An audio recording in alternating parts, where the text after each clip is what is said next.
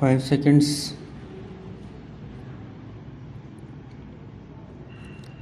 The main purpose of the United Nations is to build up a world without war, a world based on the cooperation of nations and peoples.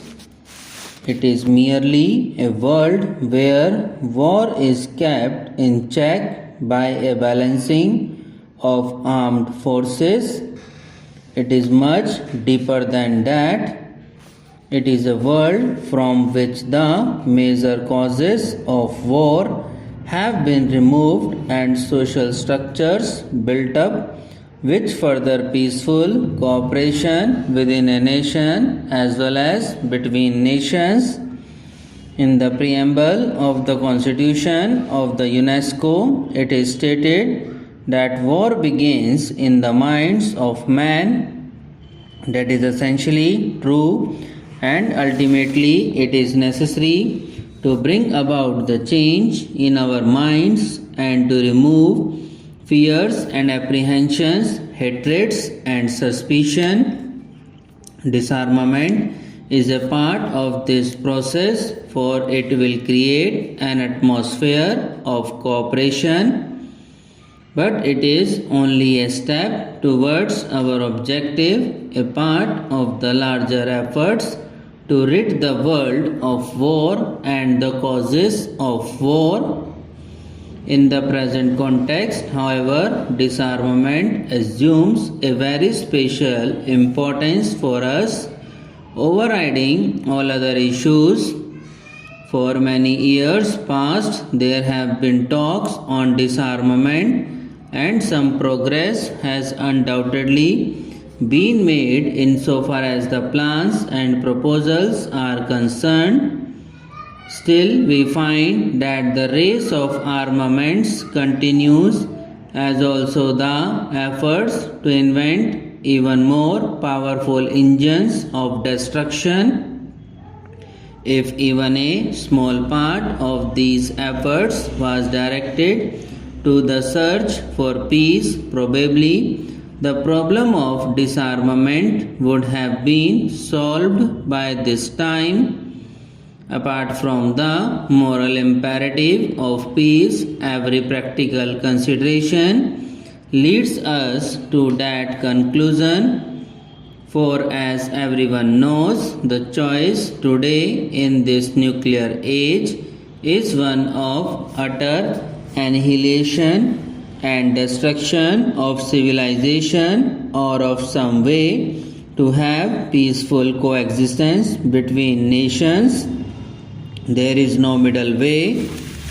If war is an abomination and an ultimate crime which has to be avoided, we must fashion our minds and policies accordingly. There may be risk, but the greatest risk is to allow the present dangerous drift to continue. In order to achieve peace, we have to develop a climate of peace and tolerance, and to avoid speech and action which tend to increase fear and hatred. And at the present, it may not be possible to reach full disarmament in one step, though every step would be conditions to that end. We live in an age of great revolutionary changes brought about by the advance of science and technology. Therein lies the hope for the world and also the danger of sudden death.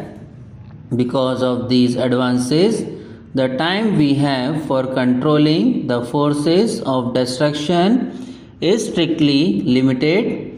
If within the next 3 or 4 years effective disarmament is not agreed to and implemented, then all the goodwill in the world will not be able to stop the drift to certain disaster.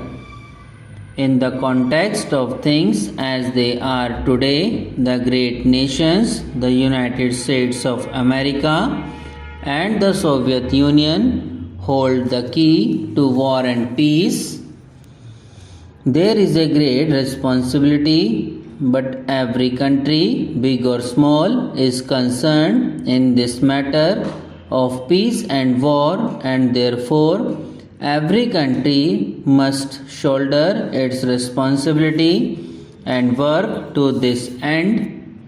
In order to deal with these big issues effectively, we have to take big and impersonal views. It is only the United Nations as a whole that can ultimately solve these problems.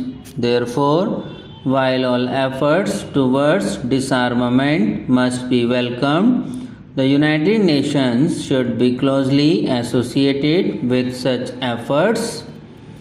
The question of disarmament has been considered at various levels. There is the question of general disarmament and of the ending of test explosions of nuclear and thermonuclear weapons. So far as test explosions are concerned, considerable progress has been made in the discussions of the committee which has been meeting in Geneva.